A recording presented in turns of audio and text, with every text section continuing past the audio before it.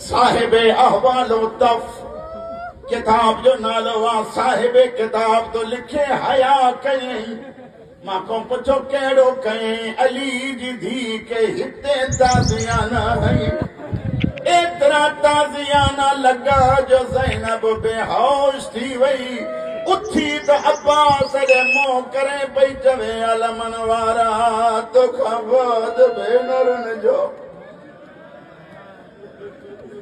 चलो दुनिया जो कोई दुख नसीब न थिएव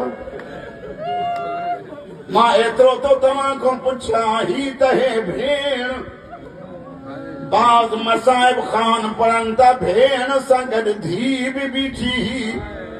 जीअं कातिल खंजर पियो हलाए धी खंजर में हथ विझी कातिल खे पई चवे कोई एॾो बेवारसो सम्झो अथई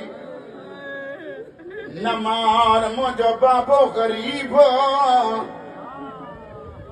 रुमण वारा मुंहिंजे आकाज़ादी सकीना मथनि खां वेही सॾु कयो आहे रोई चई बाबा अखियूं खोल धीउ मिलण आई जिन खे अल्लाह न्याणी ॾिनी हुन उन्हनि जे लाइ मां लफ़्ज़ थो चवां आख़िरी तो घर ते रोंदा वेंदव हुसैन अखियूं खोलियूं फरमाइन था केरा रोई चवे थी बाबा मां सकीना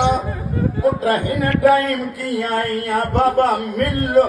रोई चवे तो आ सकीना हुसैन तीरन समेत उथी वेही रही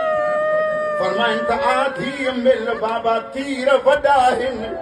बाबा मुंहिंजा हथ नंढा आहिनि रोई चे तो पोयूं आ बाबा मुंहिंजा हथ नंढा आहिनि तीर वॾा आहिनि हुसैन अॻिते वधी करे पंहिंजे हथनि सां सीने जा तीर कढणु शुरू कया सीनू ख़ाली करे चवनि था आ मिल वरी हीअं न मिलंदई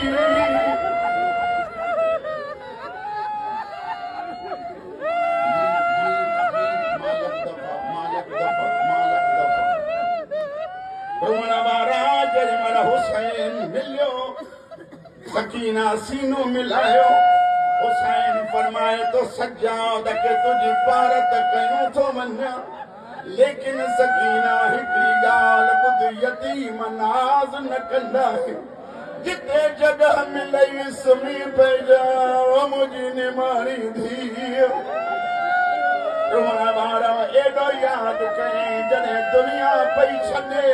हिक कबीबीअ खे पई चवे बाबे खे चइजो मिटीअ ते सुम्हंदी रही